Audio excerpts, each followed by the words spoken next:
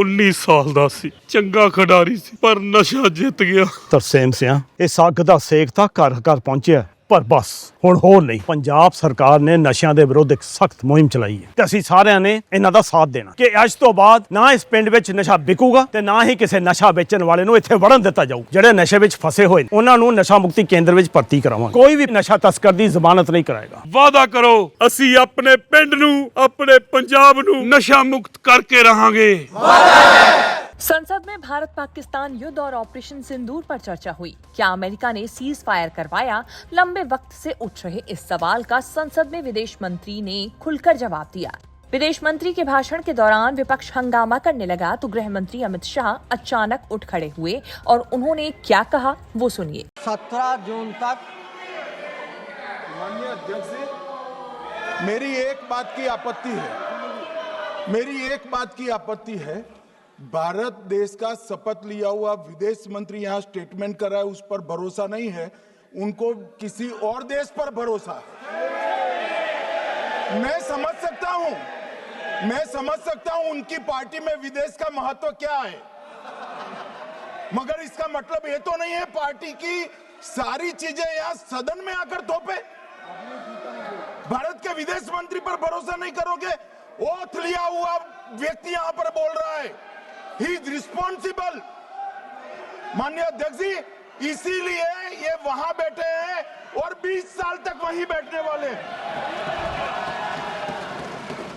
Cease fire वाले मुद्दे पर विदेश मंत्री एस जयशंकर ने कहा कि 9 मई की सुबह अमेरिकी उपराष्ट्रपति जेडी वेंस ने फोन कॉल पर जानकारी दी। उन्होंने सदन को बताया कि अमेरिकी उपराष्ट्रपति ने कहा कि पाकिस्तान बड़ा हमला कर सकता है। प्रधानमंत्री नरेंद्र मोदी ने उनसे साफ कह दिया कि भारत मुंह तोड़ जवाब देगा। जयशंकर ने किसी भी तरह की मध्यस्थता से इनकार करते हुए कहा कि सीज फायर की पहल पाकिस्तान की ओर से हुई थी। हमने साफ कह दिया था कि पाकिस्तान अगर युद्ध रोकना चाहता है तो उसके डीजीएमओ हमारे डीजीएमओ से बात करें। विदेश मंत्री ने कहा कि प्रधानमंत्री नरेंद्र मोदी और राष्ट्रपति ट्रंप के बीच 22 अप्रैल से 17 जून तक कोई फोन कॉल पर बात नहीं हुई। Now, I would like, sir, to address one particular aspect because some members have brought it up. And this is regarding the US activity during this period. Sir, I'd like to inform the House that on the 9th of May, Vice President J.D. Vance called the Prime Minister, warning of a massive Pakistani attack in the next few hours. Prime Minister, in his response, made it very clear that if such an attack happens, it would meet with an appropriate response from our side. Now, sir, that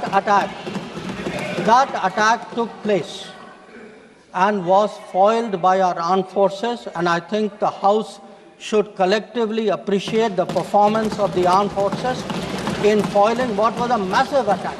Now, on the 10th of May, we received phone calls sharing the impression of other countries that Pakistan was ready to cease the fighting. Our position was, if Pakistan was ready, we needed to get this as a request from the Pakistani side through the DGMO channel. That is exactly how that request came. Now, I want to make two things very clear, sir. One, at no stage in any conversation with the United States was there any linkage with trade and what was going on. Secondly, there was, please listen.